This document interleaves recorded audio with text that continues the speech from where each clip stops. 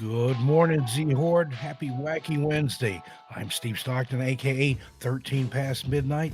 Glad to see everyone today. How are we doing? Glad to have you here. Let's take a look at the chat here and see who we've got. Pumpkin Queen calling in from the Netherlands. Hey, good to have you with us, Pumpkin Queen. She's going to be my guest on Friday's show. Looking forward to that one. Got Nina Love. Hey there. How are you today, Nina? Thanks for coming by. Let's see. Is that all? That's all we got in the chat for now. That's well. There we go. We can have a show for one or two people. You guys feel special there. That happens every now and then. But I think some more will stumble in here, but no worries. And I was planning on a longer shout out here. We'll give it a few more minutes to come in and see who shows up, and then we'll go into some weird news stories for you today. And then coming up just a little bit later on, we've got today's special guest, Dice Rollen. Really looking forward to that. She's one of my favorite YouTubers, and they're doing a lot of great things with their channel over there.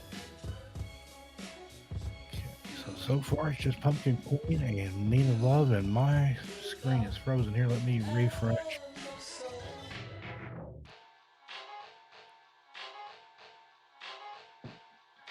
Yeah, you two that are in the chat there, or anybody that I can't see that's lurking, go to Twitter, Facebook, Instagram, whatever social media you prefer.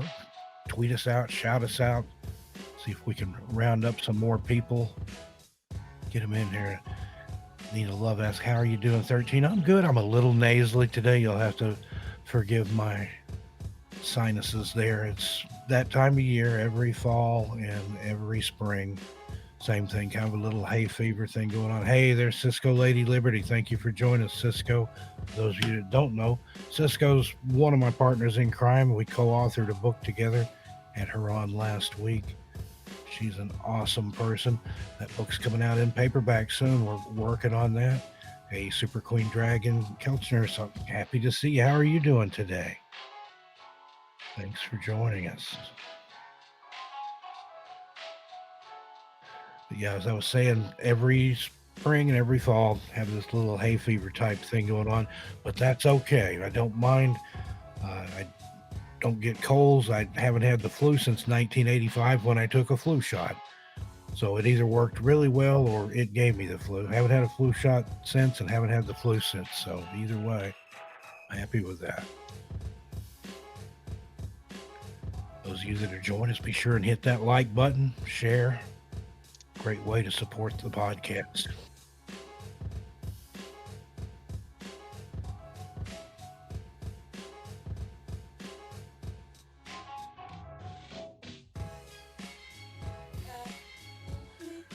And Journey Through the Gate, the Paranormal Portal podcast. That's also Cisco. She looks like she came in with her.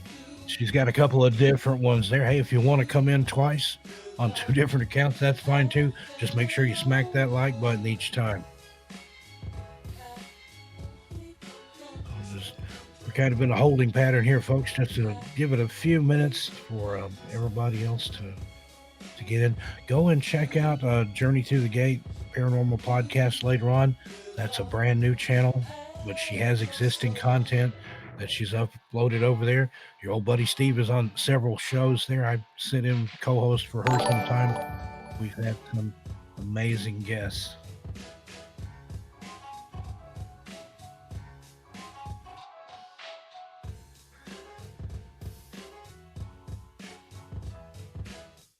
Okay.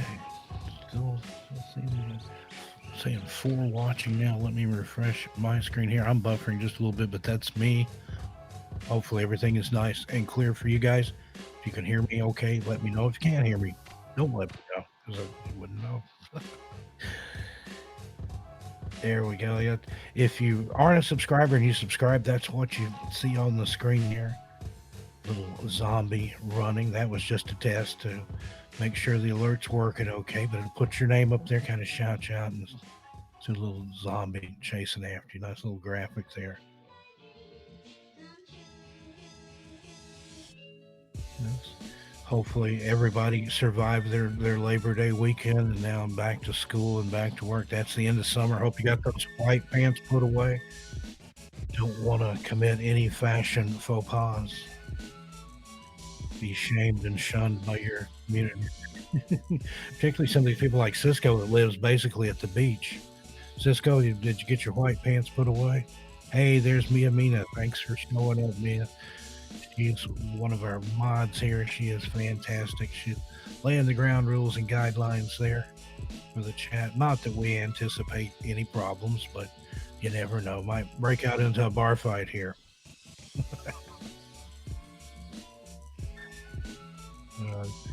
I like to say I went to a boxing match once and a hockey game broke out. Well, you never know. That's a joke. Let's go ahead and do a news story here while we're waiting for somebody or other people to show in. Let's see what I've got for you this morning. On the screen that I put them on, I've got about 20 different tabs here. Let's go ahead. And you've heard about them finding weird things, excuse me, in the subways of New York. But what about the waterways there around New York? There's a lot of rivers in that area. The islands around the boroughs there. There's an article of how the weird treasures that lie at the bottom of New York City's murky waterways.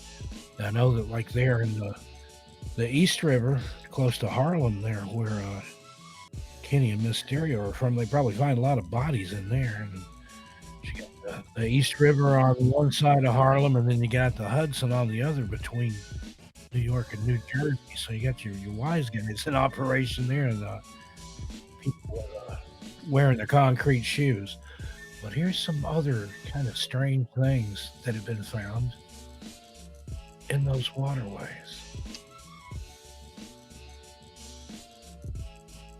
Here, not sure what that looks like, an engine block or something they're showing there. I don't know what that is in the main picture.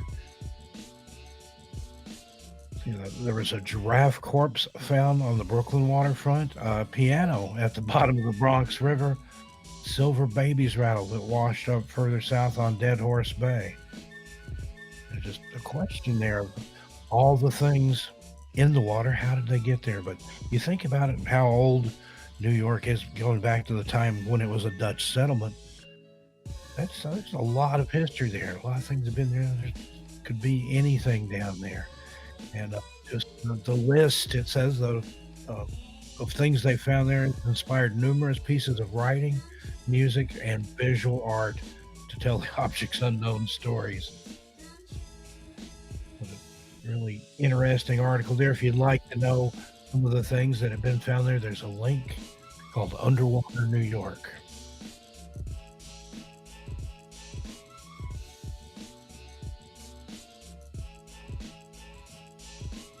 Yeah, see, looks like a Topo Gigio there, missing an ear, and somebody's dentures, a pipe, and there's the silver baby rattle if you go through the other pictures there. So, alligators in the sewers and strange items, and I think it would be neat to assemble all those in some sort of exhibit or temporary museum, maybe a little pop up there, and maybe that's what she's done. I didn't dig any farther into it, but I saw the headline there and thought you guys might find that interesting. With the weird treasures. It's easy for me to say. Weird treasures at the bottom of New York City's murky waterways. Okay, let's see what else I've got for you here. Let's go ahead and do our obligatory bear story. We like bears here, and just bears seem to always find themselves making their way into the news. You know, our mascot here is Dopey the bear, who's kind of Smokey's stoner cousin. He was the bear that was caught trying to steal the dumpster from behind a pot dispensary. So he's come to be a favorite here. We talk about Yogi and Boo Boo. You know, they were always trying to steal the pick baskets there. Well, there's the age old, does a bear, you know what, in the woods? Well, this bear decided to go into the women's bathroom of a hotel and caused a little bit of confusion and antsiness, I guess, if you would. What would you do if you were in the bathroom and a bear came in? Looks like probably just trying to drink out of the facilities there, but that could be very frightening. Just to design the way those bathrooms are designed, it wouldn't be real easy to get trapped in there by a bear. Bear just decided to hang out. It wasn't in any hurry to leave. The bear's like, "Hey, this is nice. You know, I got the marble floors and the sink here. I'm just gonna stick around here for a while." And had to get the Fish, Wildlife, and Parks Management in there to come in and remove the animal. You know, I always wonder. It's usually anytime you see something in the news about bears, it'll be just a cub like this, or you have a mama bear and her cubs. Where's Daddy Bear at? He's home, you know, with his feet up reading the paper or something. Mom and the kids are out raising hell, having all kinds of fun. Yeah, they tranquilized the bear, took it away to be tagged. Nobody was injured during the incident, although the bathroom window and counter suffered some minor damage that the hotel was able to fix. So, no harm, no foul there. Excuse me. And let's see what else we've got in the news here. Okay, you've heard of a cat burglar. Well, in this instance, the cat burglar was an actual cat.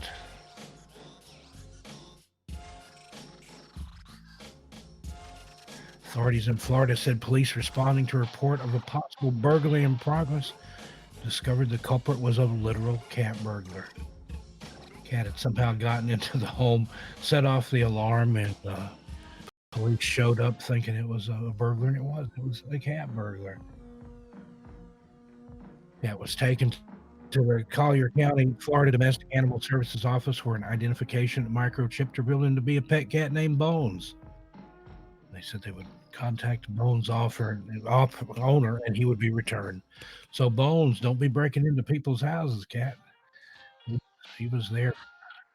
Tender victuals or the cat treats or whatever they had there, the sweet temptations. Nice little cat, a little tuxedo cat. He's looking out the bars of the police car there. Body shot.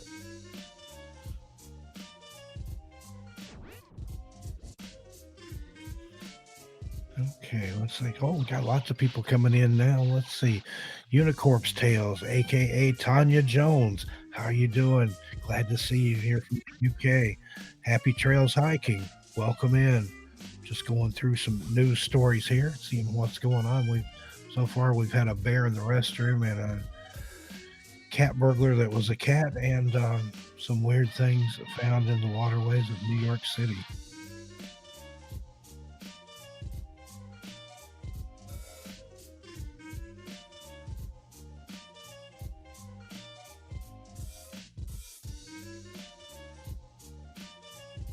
Okay, I believe that's everybody. If I missed you during the little roll call there, shout me out. Let's see. Journey Through the Gate Paranormal Podcast is saying there's a The cast members, none of them are from Jersey. I'm not sure what she's talking about there. I missed it. I'll have to scroll up in the chat. Pumpkin Queen is surprised that they found a giraffe corpse in the water. That would be okay. Jersey Shore is what she's talking about. The MTV show of infamy there with Snooki and the situation and all your friends.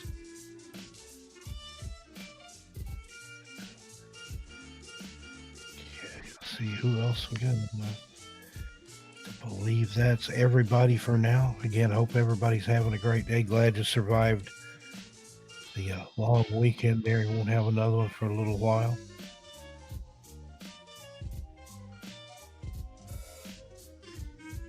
Looking good. Let's go ahead and we'll go to a little commercial here, and then we'll bring on our guest.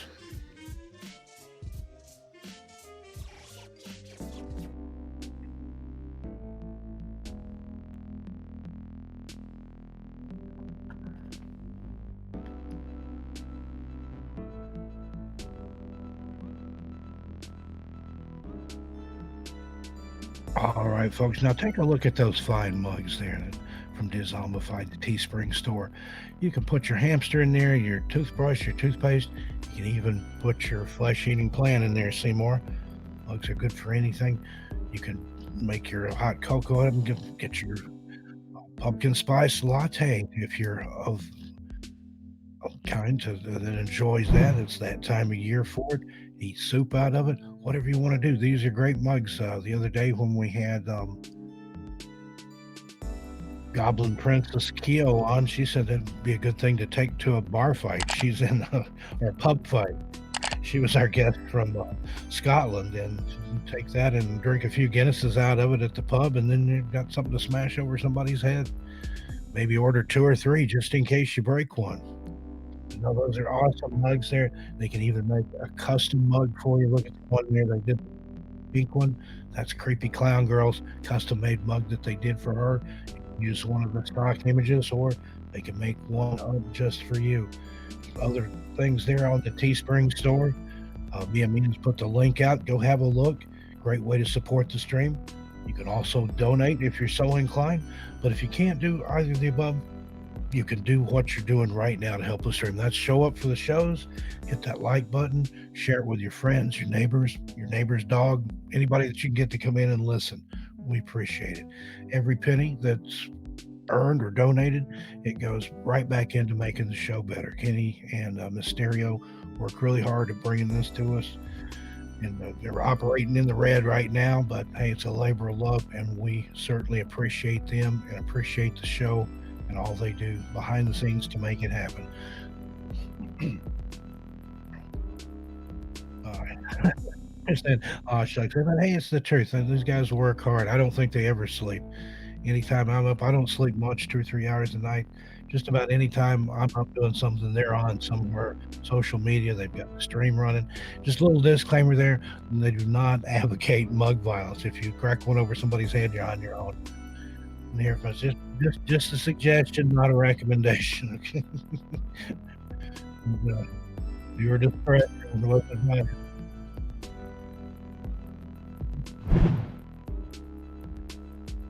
But yeah, it is a recommended mug for bar brawls and pub fights and football hooliganism, because it's a nice, heavy ceramic mug there, and one in each hand, and just work your way through the crowd. I'm kidding. Oh, Cisco or Journey Through the Gate there is giving some great advice for migraine headaches. Lavender oil, breathe deep, hold, breathe out through the nose. No, Kat Ward that was on a couple of days ago with us with Earn One More Heart. She was going to sit in with me Monday, and she had a migraine headache. So it's that time of year too. And, people tend to get those. Hers broke after the rain started. She said she had a headache, and I think the barometric pressure can have something to do with that. I get those sometimes. You know, occasionally get those really bad ones where you just like to lay in a dark room with a cold cloth on your head or something. And me and Mina's pointing out there, if you've got something you want to share with Dezombified, scary stories, horror poetry, send an email Dezombified@yahoo.com, and they'll feature it on the show. All right. Excuse me. Hey, you've got, oh boy, I'm going to butcher this name, Maharet Madsen. I hope I said that right. Maharet. Glad to have you with us this morning. Thanks for joining us. Okay, well, at this time, folks, I'm going to go ahead and bring on my special guest for today, the amazing, the incredible Dice Rollen. Dice, come on in and tell everybody hi. Hello, everyone. Thank you for having me on. Good morning, good evening. Oh, so glad to have you here. And just, I've been going back and looking through your videos. You've been at this a while. I didn't realize you've been doing this for Yeah, like 5 years, maybe a yeah, little 5 years. The day after St. Patrick's Day is when I started my channel. I didn't even realize it when I did that, but easy to remember. So you get up and you're kind of hungover from drinking the green beer and just like, start a YouTube channel. Yeah, why not? Fuck it. You're kind of, I would call you a Renaissance YouTuber because you've got a little bit of everything in there. It's all horror themed or horror related, but I mean, you've got creepy pastas, you've got top 10 lists, you've got your movie reviews, Yep. just a little bit of everything, something for everybody. And I like to see that. I mean, there's such a variety, such an assortment there. Was that intentional, or were you just trying to find what felt right to you, or did you like just mixing it up like that? Well, I do have to say that when I first started doing YouTube, I had absolutely no concept of what I was going to do. I'm sure that's kind of the case for a lot of people, but Mhm. it it kind of started out almost like a real life vlog-ish taking tags kind of video or channel, and I went with that and just a variety of different things that weren't sticking. And at some point, I really need to go back and find this guy's name because he really set this off. I was a part of a YouTube forum, and I asked, hey, could you guys take a look at my channel? I feel like I really need to improve on something. I just don't know what. And a guy came in saying, hey, you really seem to like horror. Why don't you do that? And something clicked in my mind, and off we go. And I just started sticking a bunch of different things together, finding what I enjoyed and what other people enjoyed, and went from there.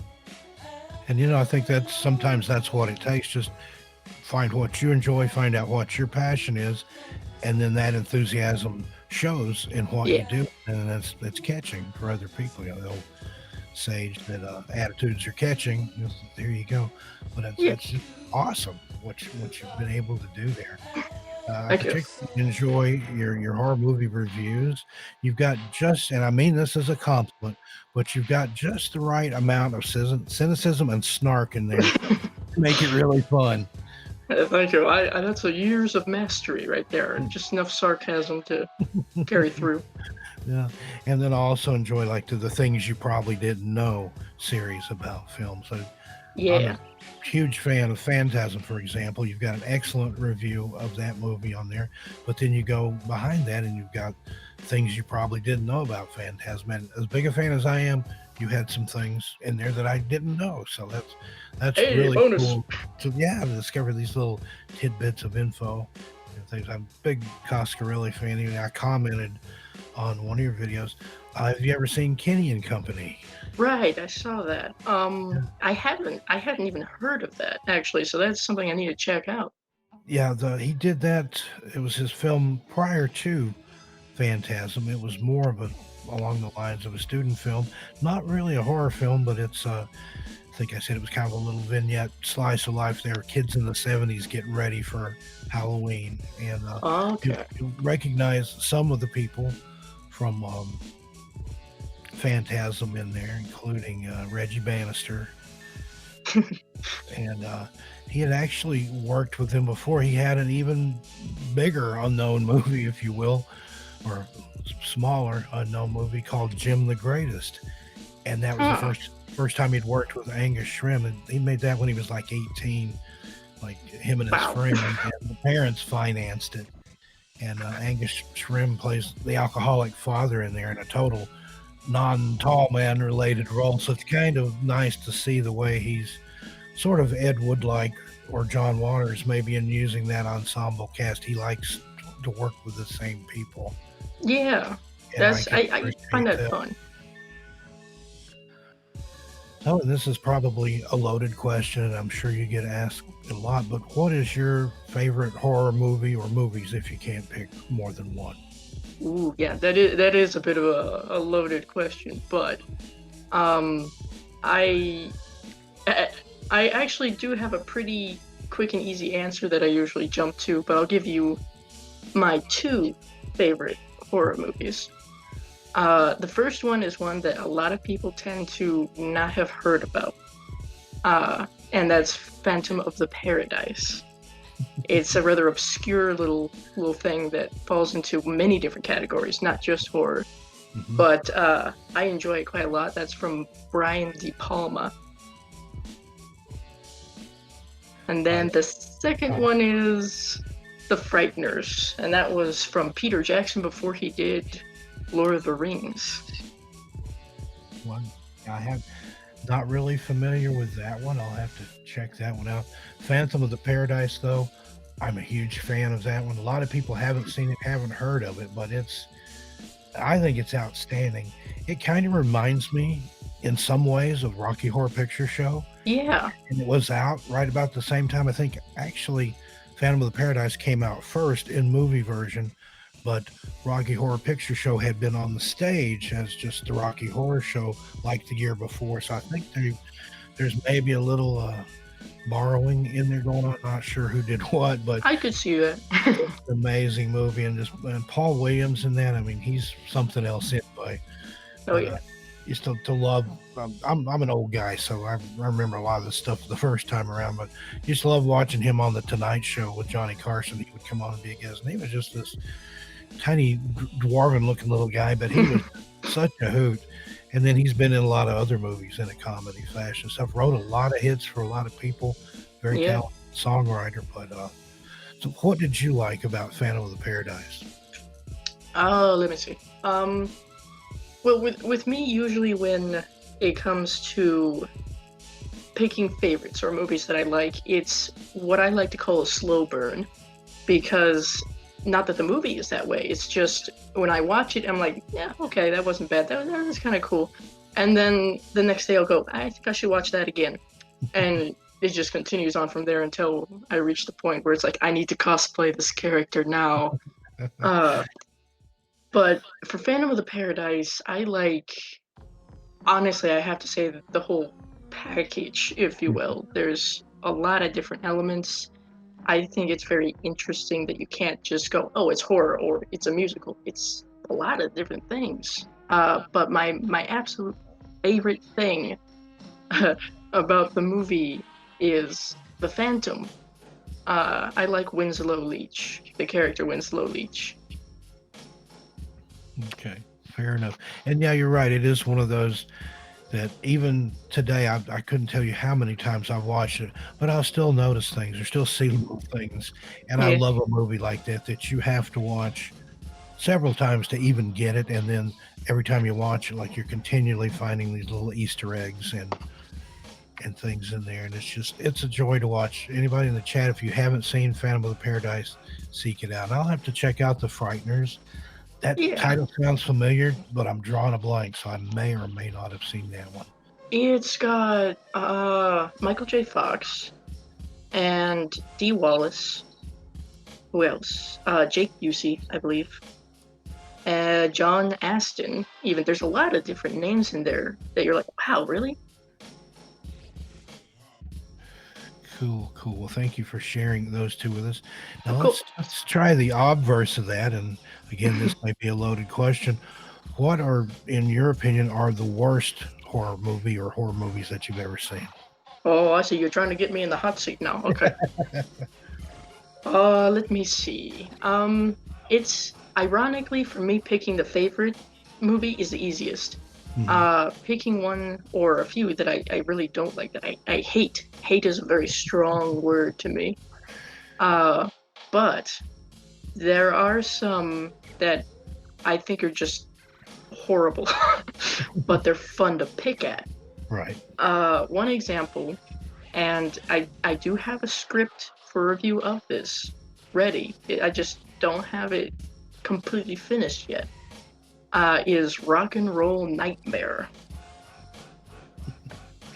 I don't think I've had the pleasure, but it sounds like a real festival there. So It's a journey. Let me see if I can try to give kind of a cliff notes of this. yeah, if It you could give us just is, a thumbnail sketch of it, this is yeah. great. It is, well, it was late 80s, I want to say. I could be wrong. 80s in general with the big hair bands and stuff like that. It's a Canadian piece, so I'm sorry for all you Canadians out there. Don't worry, I won't hold it against you. It's about an actual band that does, I believe, still exist with the lead singer, and I'm not joking here, whose name is John Thor. He wanted to make a movie. He wanted to make a horror movie, so this is what they made. And it's an interesting thing to try to describe because they go to this secluded house, right by a highway, uh, where demons start to try to possess the groupies and the members of the band until just Thor is left. And without giving any spoilers, there's a face-off between him and Satan. And there's music, quote unquote. Yes. Oh, I've got to look that one up too, because sometimes those that are just so awful, and like you said, hate is a strong word, but Yeah. sometimes it's just not strong enough, I think. There's a few different They are adjectives that like we that, use. and like you said, it's fun to watch it, to pick at it, just to slam it and, Yeah. say, and I always sit and think, somebody got paid to write this. I do Yeah. scripts and things as well, and I can't tell you how many movies I've sat there and watched and thought, I could do this. So I've started doing it, and it remains to be seen where it's gonna go. But it kinda reminds me, and it's not a horror film, but another one of those odd band movies. Have you ever seen Leningrad Cowboys Go America? I have not actually. Look that one up. It's just, it defies description would be about the only thing. It's supposedly a fictional band, but I think it was at first, and then after the movie came out, it's from, a Finnish director. I can't remember his name.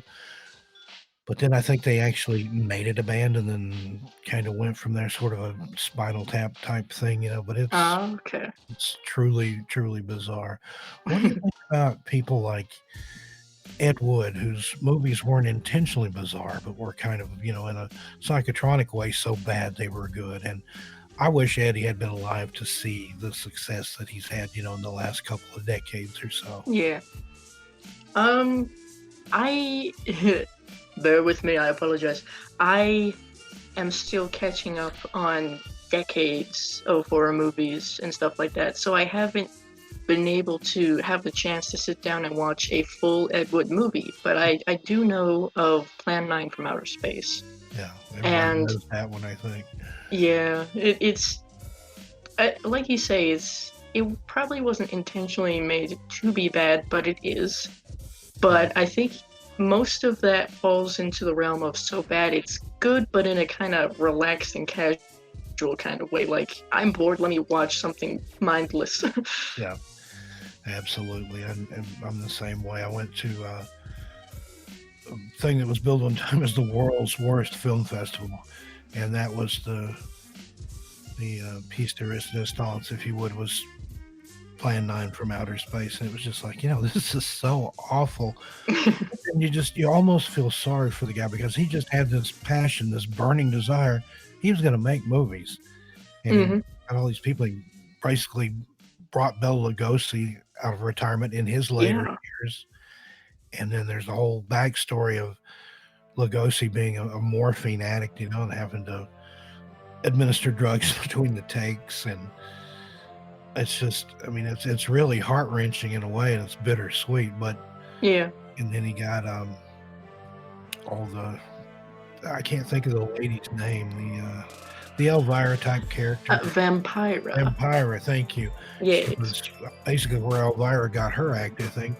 I Same think deal so. with her. She had been, a local celebrity there on television in Los Angeles, lost her job, and hooked up with Ed Wood and his crew of lunatics. But that would have to be so much fun. I think Nyla Martin, I think that was her name. I believe she's passed on now. The only one that I can remember, I think that's still alive, is Kelsey or Kelso the cop. I can't remember but he made a whole career out of it. He shows up at conventions and things in his cop outfit and signs autographs and stuff. So Yeah.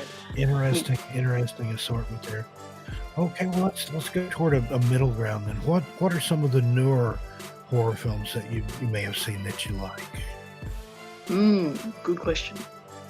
I'm still kind of delayed a little bit. I'm not as updated on the movies that have come out more recently, I suppose. But I have seen. Let me see.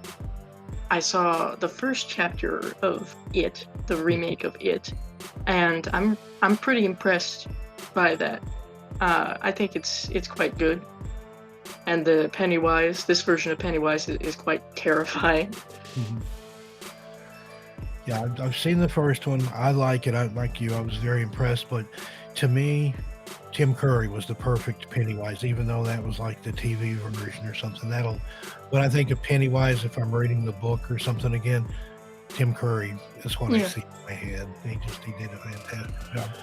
But I'm anxious to see what they do with part 2 there. Yeah.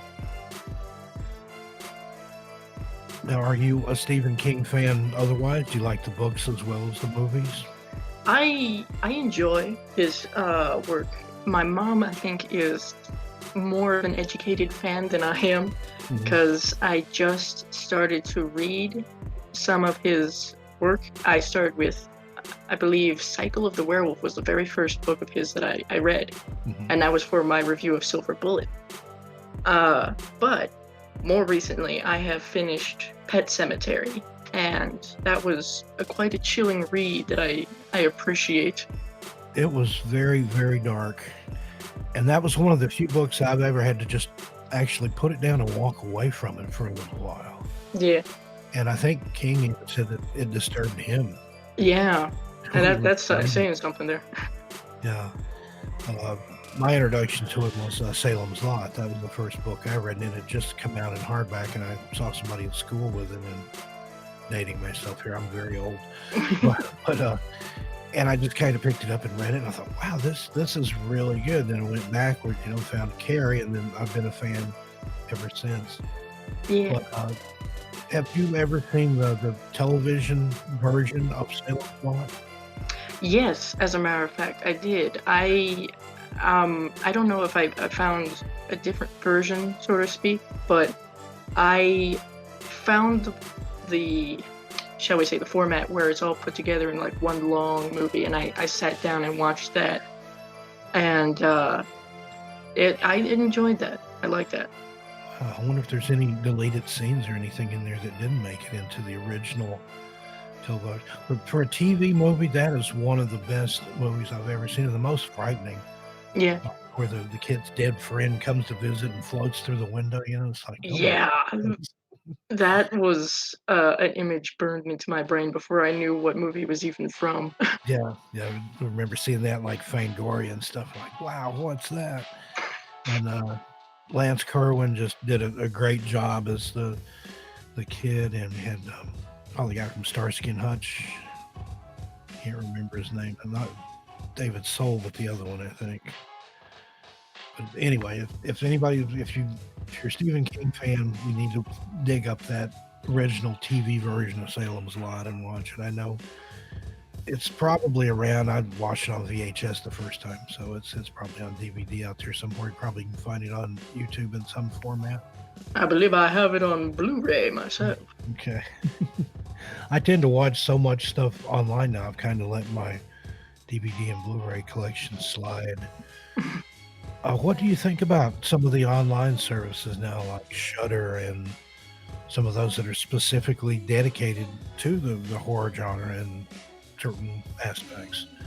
I love Shudder, to be quite honest. I initially joined as, the whole free trial thing because I wanted to check out Joe Bob Briggs.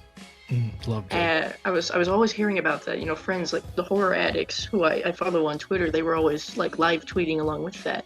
And I was like, okay, I gotta check this out. So I joined at about the time where they did the Phantasm marathon for Christmas.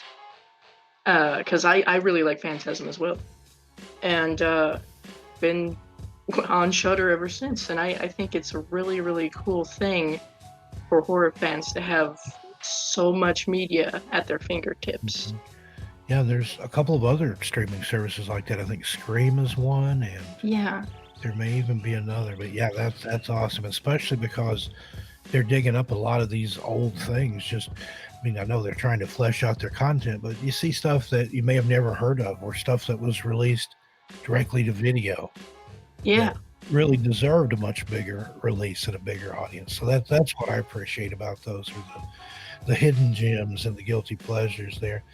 Quick shout out here, Coffee and Jam with Chris. Thanks for listening in. We're glad to see you here.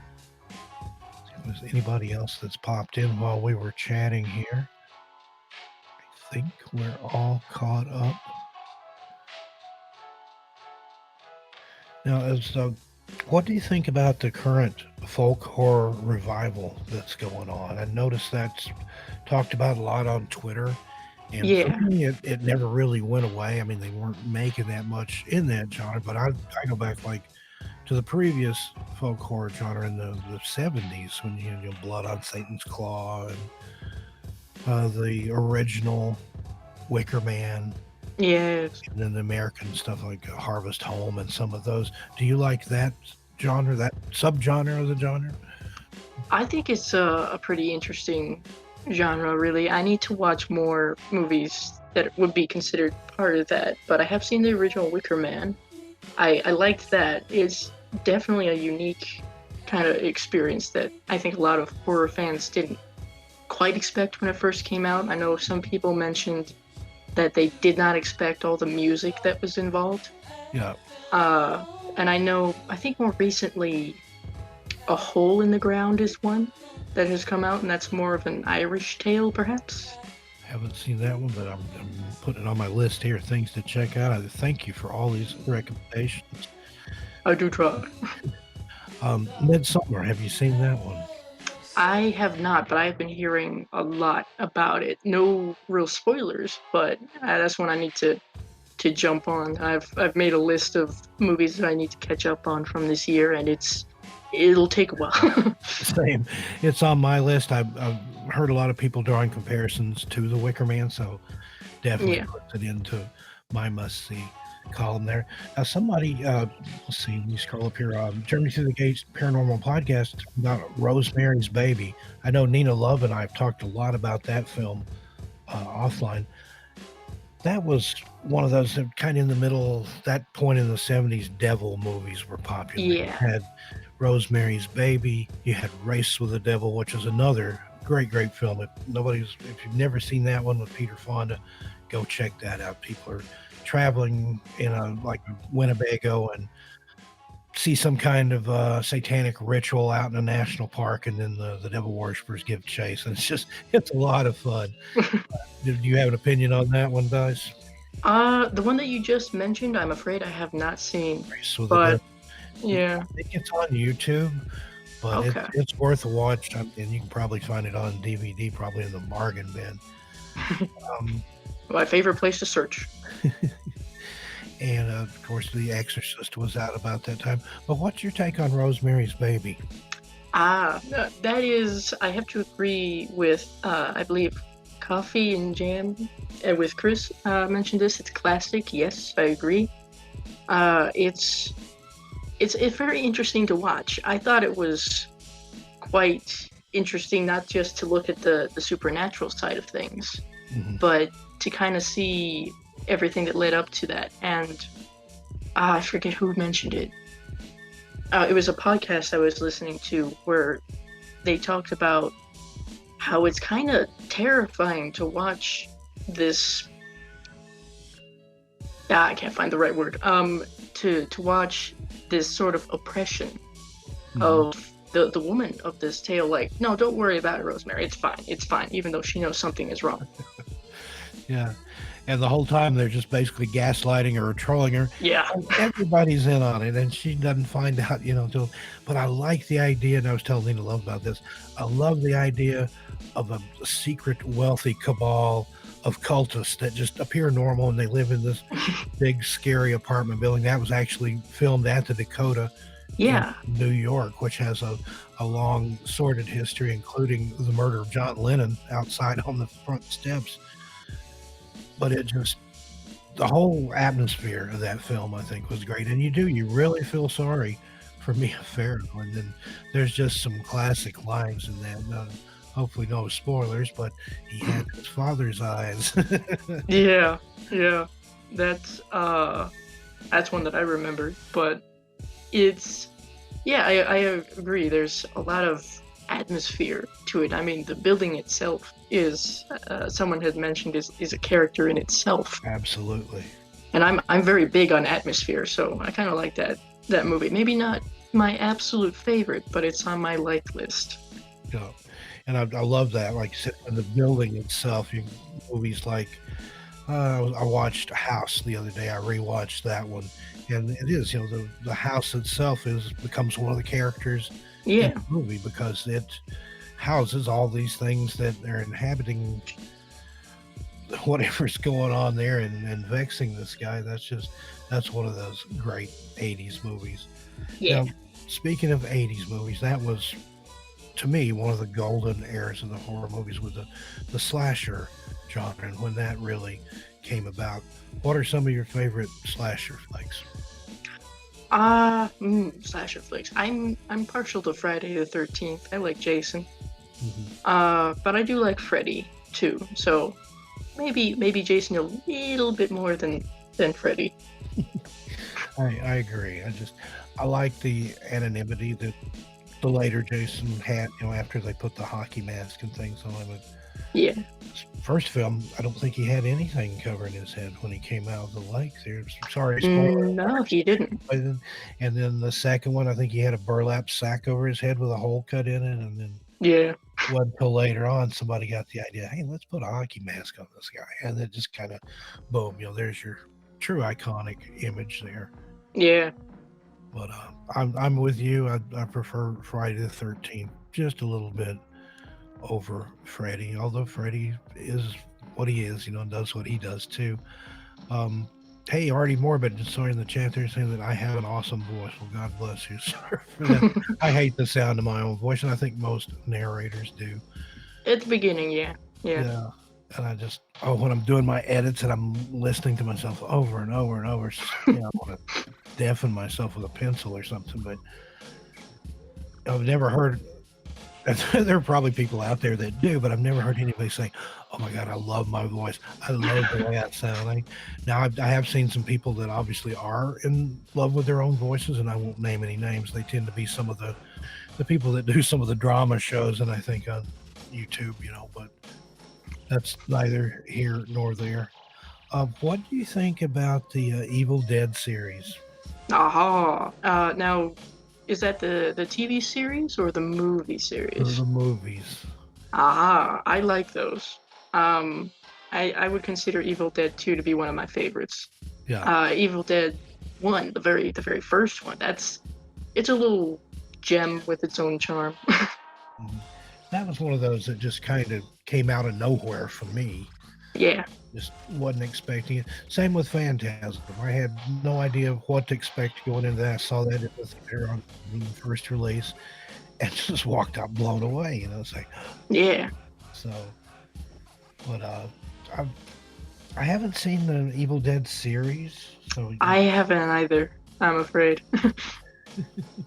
but I was a huge fan of the film, and then the original cabin that was used in Evil Dead. I actually got to visit that. It was at the time I was living in East Tennessee, and it was a little town just up from where I live called Morristown, and it actually burned down on I think it was like Halloween night. I don't know, Ah. they like '83 or something like that. It was there for quite a while, though. That was kind of a pilgrimage.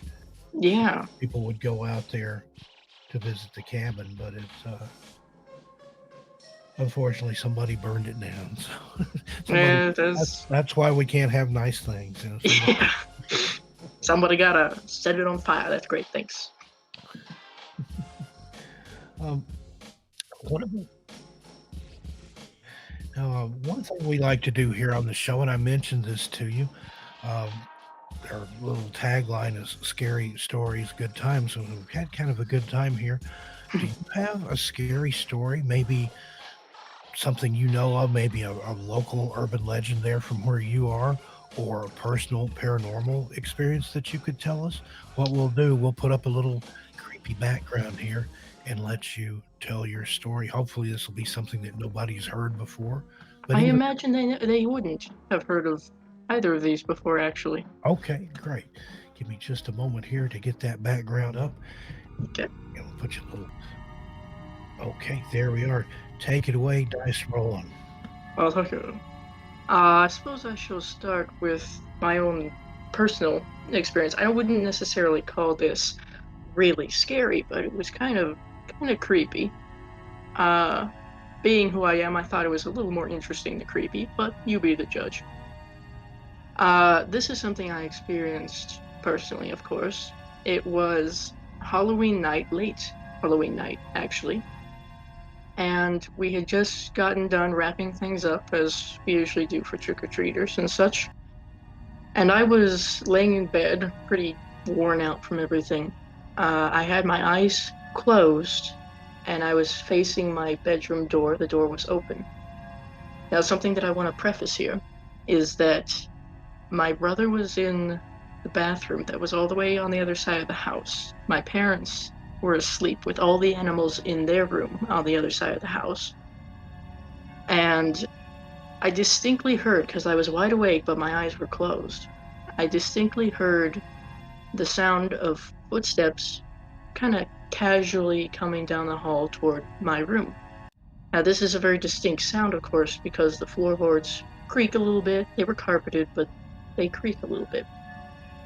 And it wasn't like the house settling. I've lived here my whole life, so I know what that sounds like. So I open my eyes, kind of expecting to see someone, and I don't. And so I thought that's a little weird.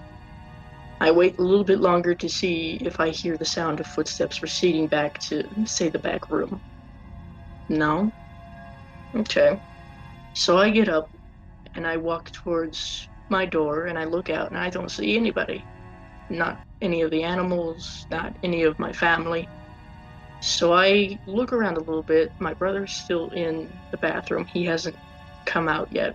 I look into my parents' room. Everybody is asleep, including the animals. Nobody has moved. Nobody's getting settled back into bed. And so I thought that was a little weird. So I go back to my room and just mark it down as I do with odd things that happen. So that's my paranormal experience that I have personally experienced. Nothing too fantastic, I'm afraid, but it's the most prominent one so far.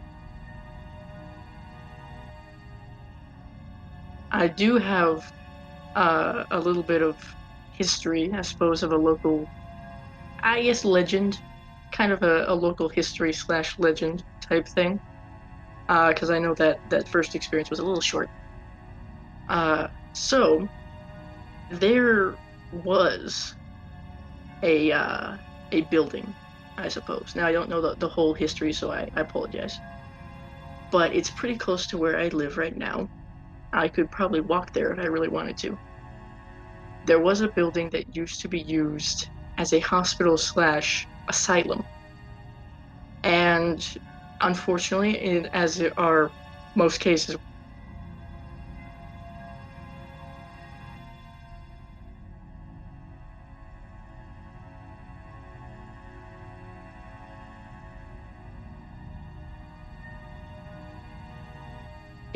stories that go with this. I'm sorry. Oh, I'm Just sorry. a little technical difficulty there. If you could back Oops. up about 30 seconds, this is a great story. We want to hear all of it. Oh, sorry. Uh, Sorry. broke up a little bit there. Screws. There's a building that's pretty close to where I live, and it's of course an insane asylum, as I mentioned, or it was. Uh, I don't know very many stories about what happened during its operation, but there were people there who were mistreated, of course. And sometime after it closed, I'm not sure when exactly it closed, but sometime after that, a lot of things would happen around it, in it, when people would visit. There were, if I am correct in remembering, a couple of shootings that happened there. We don't know why, but they happened there. And just odd things. People would hear people talking inside of the building, but nobody was there. They would hear people crying, laughing, screaming inside the building. And again, no one was there. It was all closed up at this point. And something had happened. I don't know if it was really odd, but something had happened and the building had been destroyed. This was either shortly before or in the same year I was born, so I kind of remember that. And then it just lay empty for a bit, and now there's a super Target there. Wow, Yeah, that's creepy. and I'm pretty sure people who work in the Target, if you were to ask them, you might hear them talk about some ghost experiences. Wow, no doubt. There's things like that here in Portland, Oregon. There's a Fred Meyer grocery store that supposedly is built where some kind of haunted something or other was at one time. I think that one had been an old asylum or something, and they see things in there all the time, and people that work there talk about things moving around in the store when there's not anybody in the store, and they'll catch things on the security cameras sometimes. But Portland's kind Mm, of a weird place anyway. Now, yeah, other places nearby there. Now, have you ever? I saw some of your cosplay videos, and you've gone to conventions yeah. in Colorado. Looks like. Have you ever visited some of the other places in Colorado? For example, the Stanley Hotel in Estes Park. Oh, I unfortunately have not had the pleasure yet, although I absolutely have the utmost intentions of doing so and filming the whole thing. Yeah, I have not been able to step inside the building yet, but at some point a couple of years ago, my family and I had taken a bit of a trip in the Estes area where that's located, and I was able to, from a great distance, see the building, and it's quite a beautiful place. But I know the history there. yeah. Yeah, for those of you who don't know, that's the hotel that Stephen King based The Overlook on in The Shining, and I think he'd actually stayed there. I can't remember the room, Yeah, 457 or something like that, and had some experiences there, and it's supposedly haunted, and there's a lot of paranormal activity there. I know Ghost Adventures has gone there, and some of the other shows, and very interesting place, very iconic, and yeah, just like you were saying, just to see it from a distance, that would be a thrill. But would love yeah. to go in there and prowl around and see what happens. Now, are there any other places nearby that you know of that are like that that have a history or? There's, interestingly enough, there are a number of places just in the state that are haunted or have odd activity and stuff. Let me see. One that's relatively close is Cheeseman Park, and that's in, I believe, downtown Denver. And the whole deal with Cheeseman, if I'm remembering correctly, is that there's rumors that there used to be a graveyard there, and they just moved the headstones like in Poltergeist. Uh, So, people are still there. oh wow, that would be a shock, to maybe be doing some renovations in your basement or something and find bodies. Like, Yeah, well, I mean, the area, I believe, is quite literally a park. So go there, have a picnic, and go. Yeah, Okay. pick a spot where nobody's buried, and yeah. Wow, that would be disturbing too. But in Victorian times, that was kind of popular to go to the cemetery and have a picnic.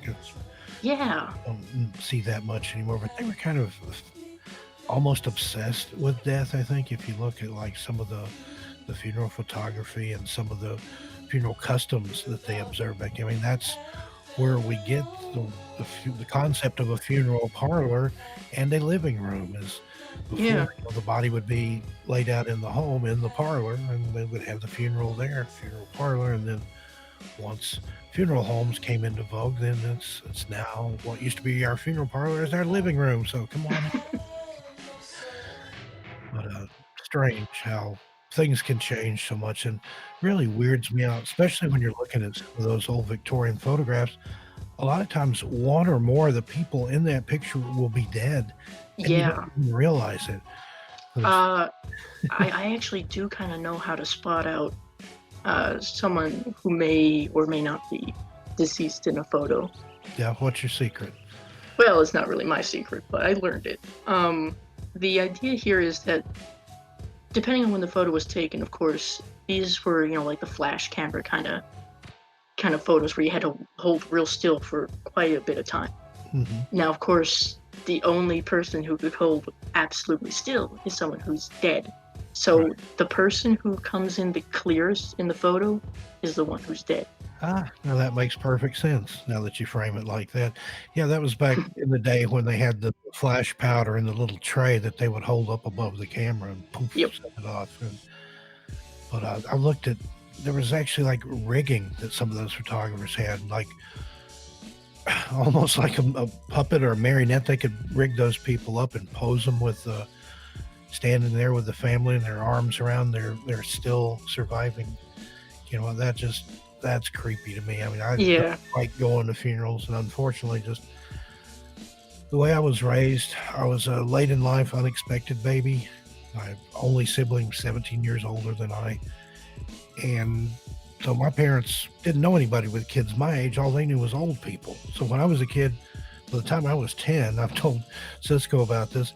I'd been to more funerals than I had kids' birthday parties. So Mm, that yeah. was, that was kind of the social event, was to go to a funeral. You get to see especially if it was family, you get to see all your relatives and hang out at the funeral home and have a big time. And just, to me, it was just, all right, we're going to the funeral home. Who died? It's like, I hate to sound morbid like that, but it's just, when you're a kid, You don't know any better, really. that's very much reference. Like,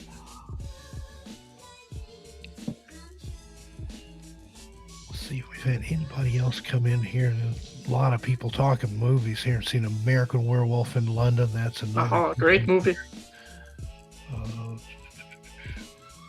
else we got here? Don't Be Afraid of the Dark. That's another good one. 1973.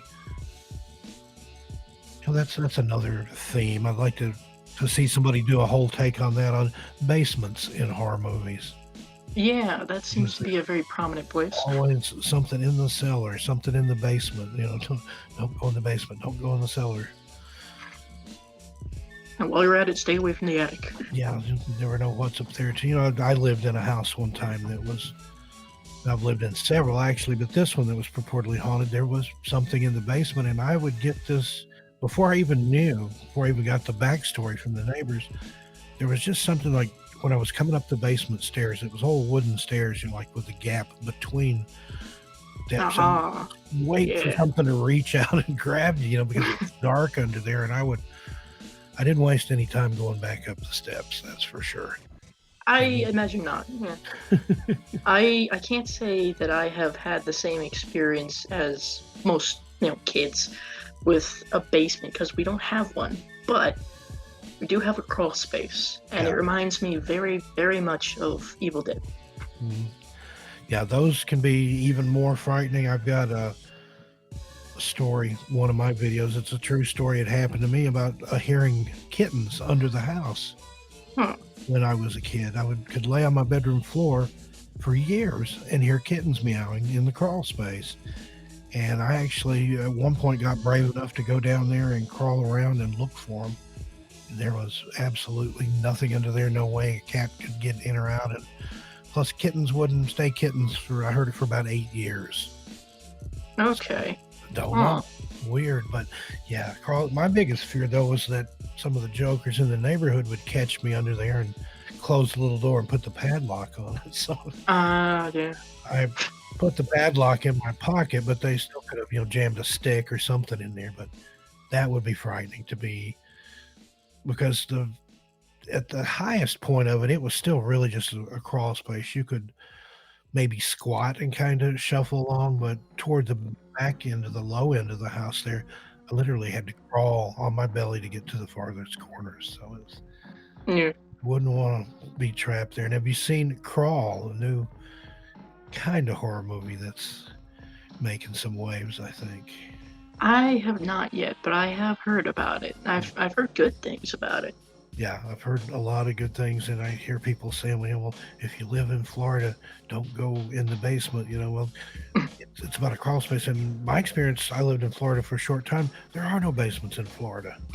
It's low, right at sea level. Most of it, you dig down a few inches, you got water. But Yeah. they do have some crawl spaces, and yeah, that would not be a place to be in a flood with alligators under your house. Indeed not. Well, what does the future hold for you, Dice Rollen? I'm gonna see if you're psychic here. What's coming up for you? What are your plans for your channel? You got anything coming up that you want to tell us about? Yes, actually, I have a couple of different plans or things that I am planning out so far.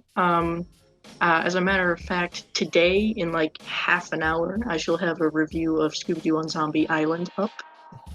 And I'm also going to have, hopefully, my review of the Rock and Roll Nightmare movie coming sometime. Looking forward to that one. I love the Scooby Doo movie reviews. Then that makes me think: have you seen the Banana Splits movie yet? Not yet, no. I hear horrible, horrible things about it, but that makes me want to see it just that much worse. It could be fun to nitpick it.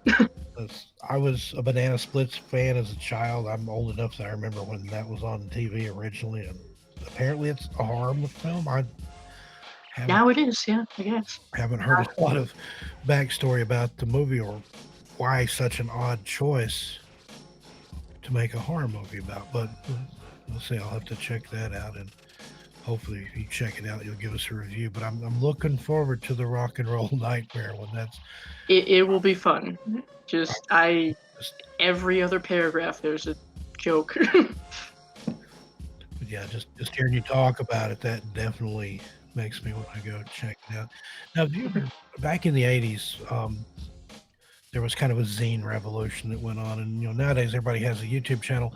Back then, everybody had a little zine that they put together and published their poetry or whatnot. Well, one of the things that was popular is people to do horror movie reviews. That was have you ever heard of Psychotronic Film? It was one of the famous ones. It sounds familiar. Michael Weldon put that out, later turned it into a book. Well, I wrote for some of those. There was one I wrote for called Roadkill, and there's other similar silly names. But something I used to do, I would get in contact with these film companies that had something coming out and say, hey, I write for this, that, or the other. And they would actually send out a press kit and sometimes like a VHS screener of a movie like Night of the Demons. Have you ever seen that? Are you a fan? Yes, actually, and it's kind of funny that you mentioned that because that's one of the movies that I just finished a script for October. Oh yeah, cool. That was a sleeper. I didn't expect that one, but there was a guy that I knew named Rocco. I can't remember his last name, that actually worked at that production company. And yeah, he sent me this awesome press kit that had color slides from the film and a Cool. VHS screener. Of course, it had the little warnings and stuff superimposed over part. But yeah, I got to see that in my house before it was ever in the theaters. I'll never forget that film.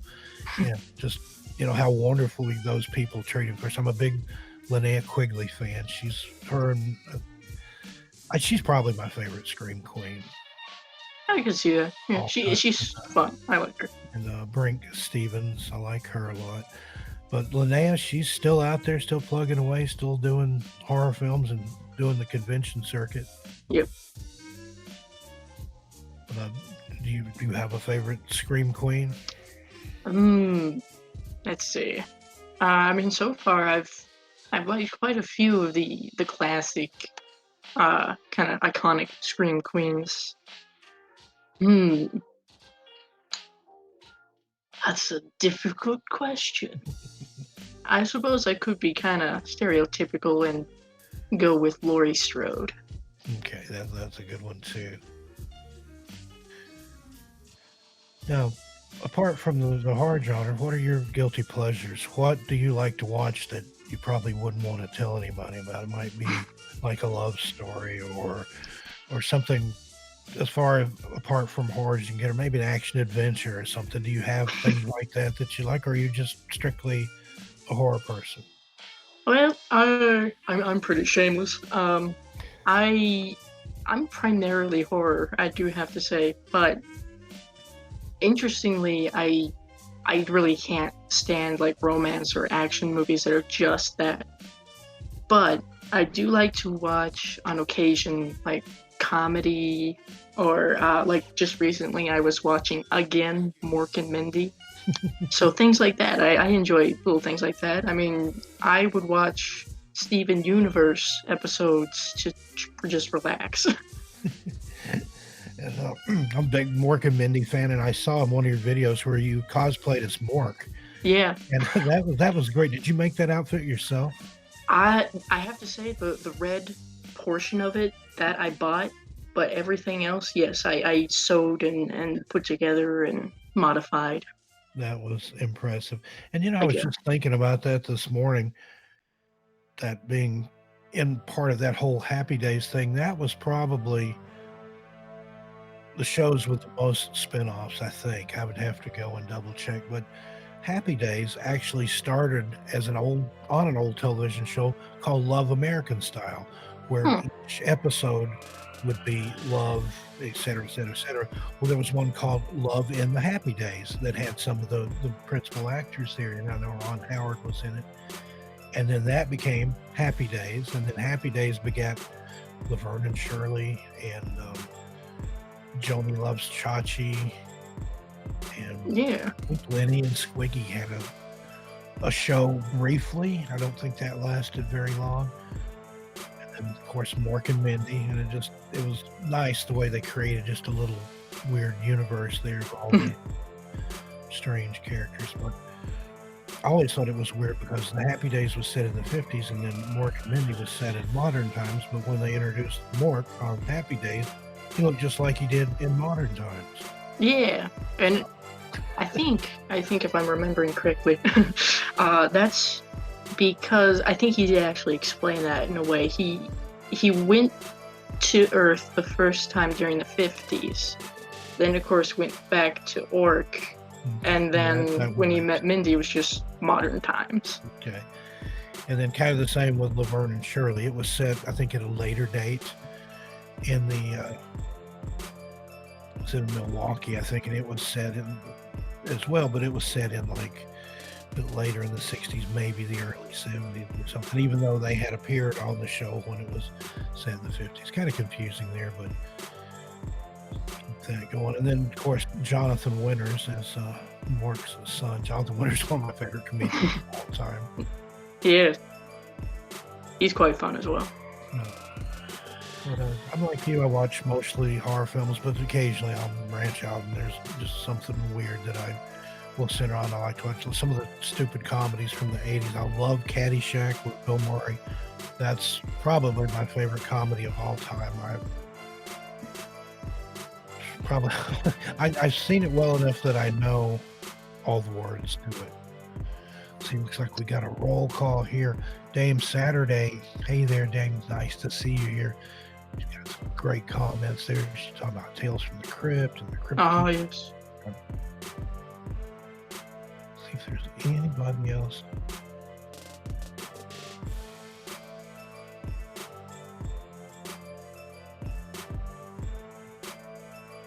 Oh, let's see. Dice, are you in a hurry, or do you want to stay with us a little while longer? Or you got someplace you got to be? We appreciate the time that you. I'm in no rush. It's whatever you guys would like to do. Okay. Well, we'll go on for just a few more minutes here. Don't want to fatigue you. Certainly don't want to fatigue the audience. Hey, there's Jose, Puerto Rican showcasing. Hola.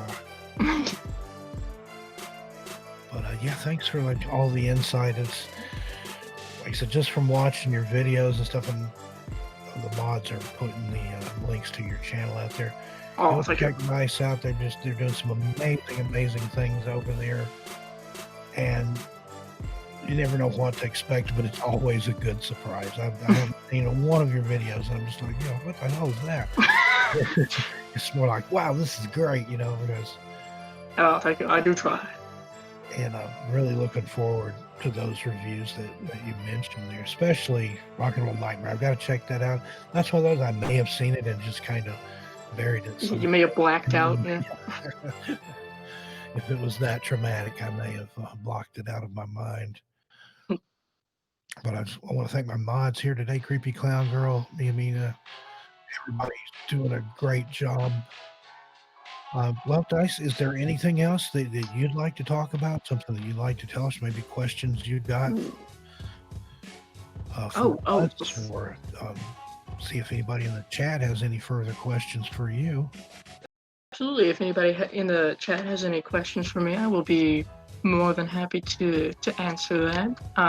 I do want to mention before I forget, because I keep doing this. I do have a plan to do a review every Wednesday for the month of October.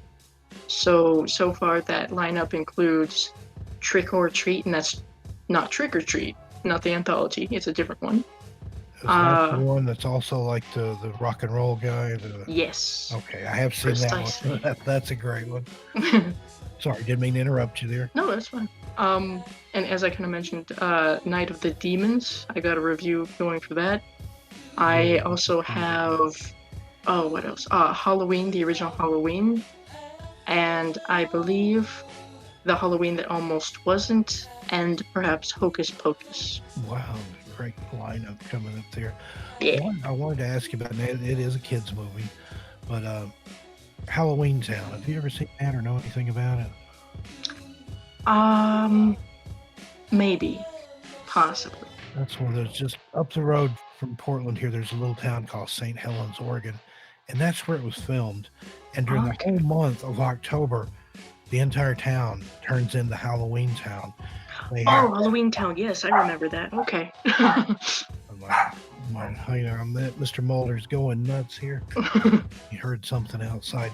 But yeah, it's a Disney film, and I don't remember if that was the lady's name or the character that she played, but there's somebody named Marnie in it. Yeah. And she comes into town every year, and they have a Halloween parade, and it's in St. Helens, people celebrate Halloween more so than they do Christmas. There's these big displays in everybody's yards and stuff.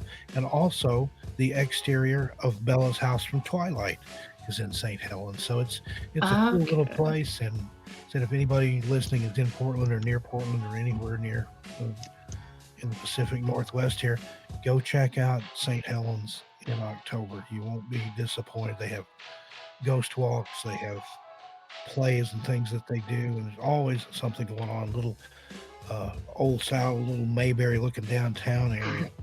A lot of fun. I need to visit a lot of different places if I ever get the chance to travel around. Not too far from the Pacific Northwest. Here in Colorado, just got to traverse Idaho there to get here, but. Artie Morbid was asking if you live stream, and I see that you answered him that you do. How often do you live stream? It's not as often as I would like, but I'm trying to see right now. I'm in the process with my family of moving, so it's a little hectic. But hopefully, once things get settled, I will get a more consistent schedule for live streaming going. I'm hoping to, at the very least, once a month. So for now, it's kind of sporadic, I'm afraid. Oh, awesome. Looking forward to that. The first time I ever saw you was on the Creepy Channel Crawl, and you were Oh, live yes. streaming for that. And you're on with another person, and you two were kind of trading back and forth on movies. I don't remember who the other person was. You just, Was that this year? yes. Okay, yes, that was Emily's Adventures in Horrorland and Williscredia. Yeah. Okay. But that was just exceptional. You really stood out to me for some thank you. reason. I just like, I got to check this person out. So, and you haven't disappointed. So. I'm glad. I thank you so much for agreeing to come on. You're one of my heroes, and getting to talk to you one on one like this it's been a dream come true for me. I'm going to fangirl a little bit here. Thank you. I appreciate that very much. I like what you're doing over there, and I know sometimes when you come into the streams, I kind of pick at you, but that's all in fun. I remember one time I'd really cracked you up. I said, "It's Dice's world. We just live in it," and I think you really enjoyed that one. Yeah, it was amusing. I like that. Thank you. No problem. Okay, well, I'm probably going to go ahead and wrap it up here. But before I do, I want to remind everybody to hit that like button, share, subscribe, tell your friends. I would like to bring Miss Kenny and or Miss Kenny. Oh my God, I'm so sorry. Kenny and Miss Stereo in. This will probably be my last show, folks. I'd like to bring Kenny Dreadful and Miss Stereo in to say hi. What do you mean this will probably be your last show? I called Kenny Miss Kenny. I sort of like put both of your names together. I get tongue-tied sometimes because I'm I'm here with Dice. Like I said, she's one of my heroes. I'm a little nervous. And I just kind of... I'm thinking Kenny, Miss Stereo, Miss Kenny. So it's all right. Don't worry about it, Steve. You better not be going anywhere. Shoot. That was really funny. Dice Rollen, thank you for being on today. Woo-woo. By the way, I'm Thank you Kenny for Dreadful. inviting It's me. nice to meet you. It's nice to meet you too, Dice. I'm Miss Stereo. And say it, Nice baby. to Say meet you. it. Oh, Dice Rollen. She's in his house. Stay away from Snake Eyes. Yay! Oh, Well, man. enjoy your live stream or your premiere if it is that, and Yeah. I'm pretty sure a lot of us are gonna go raid you, so be prepared for that. Yes, everybody, set your reminders. It's Yeah, go ahead. it's not gonna be a live stream or premiere today, but it's just a scheduled video really. So watch Okay, at your cool, leisure. nice. Okay. All right, and it's gonna be after this, right? Pretty much actually. I believe the Okay. timing will be just about right. Okay, great. So if one of the mods could pop that in the chat, if it's possible for you guys, I would really appreciate it. Will help me out a lot, so that way, once we are all wrapped up here, we can just go straight on to the video. It's probably a little early for Space Oddity the- Kayla is in his house. Sorry. Sorry about that. What is up, Space Oddity Kayla? Yeah, we do that here every time there's a roll call. At least we try. Yeah, that's fine. I understand. Gotta keep you on your toes. Yes, that's right. Kenny, he's always clowning all the time. This is him every day, all day at home. Honey, I believe that. I ran out of toilet paper. Thank you, Nefarious TV, for that. Now he does that to me all the time.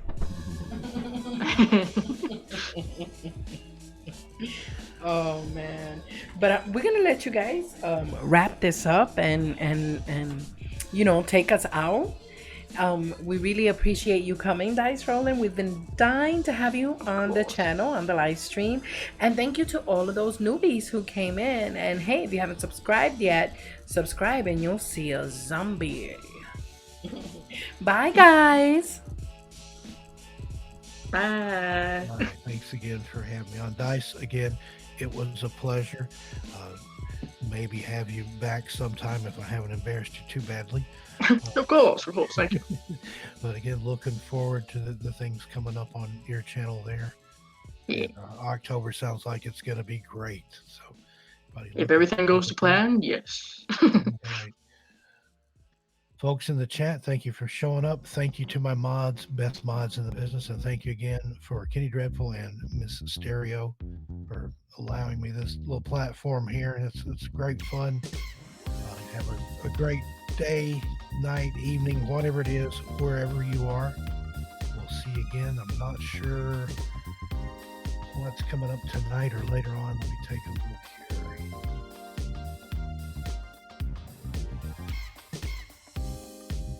Okay, I'm hearing in my ear that we're going to be live tonight with Maskino on Stereo Dread powered by Dezombified. That's going to be 9 p.m. So go ahead and mark that on your calendars there. Oh, we forgot the Z-Horde anthem. We'll go ahead and play that and then kind of let that play us out.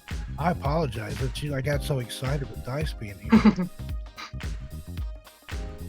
Everything went out the window. For those of you that don't know, Z-Horde Anthem is a little thing that Dezombified put together just as a sort of a thank you to some of the regulars in the chat here, some of the fans and performers, narrators, people that just wanted to give a shout out to.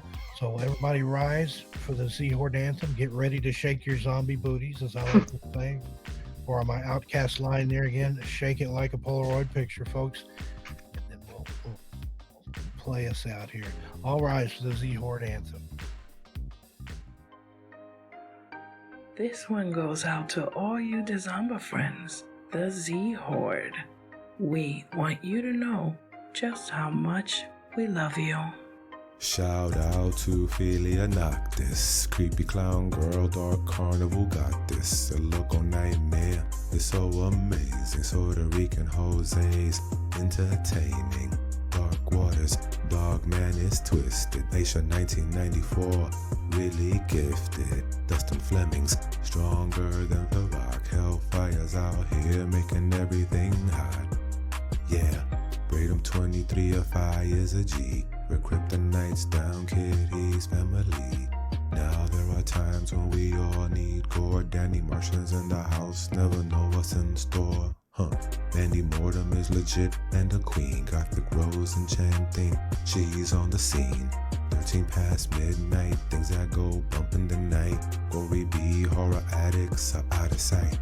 Big ups to the late horror show. Emily's Adventures in Horrorland, here we go. And you know we gotta keep them dice rolling. MD Who Entertainment, she's been chosen.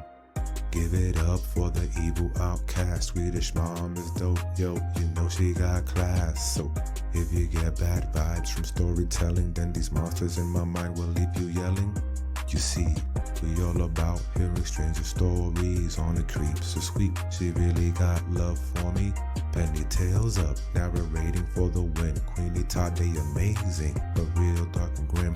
Dementor centaurs, flickathon, swamp dwellers. Scolded 22, they be our fellas. Anime Atome, time he lives. Our fantastic panic deep, paranormal history, great graphics. What's up, Bullis Greedy? I meant CP. I'm gonna get so bent with nefarious TV. Slumberies, art of morbid. Cap 7, truly salmon. And we can never forget about Karen.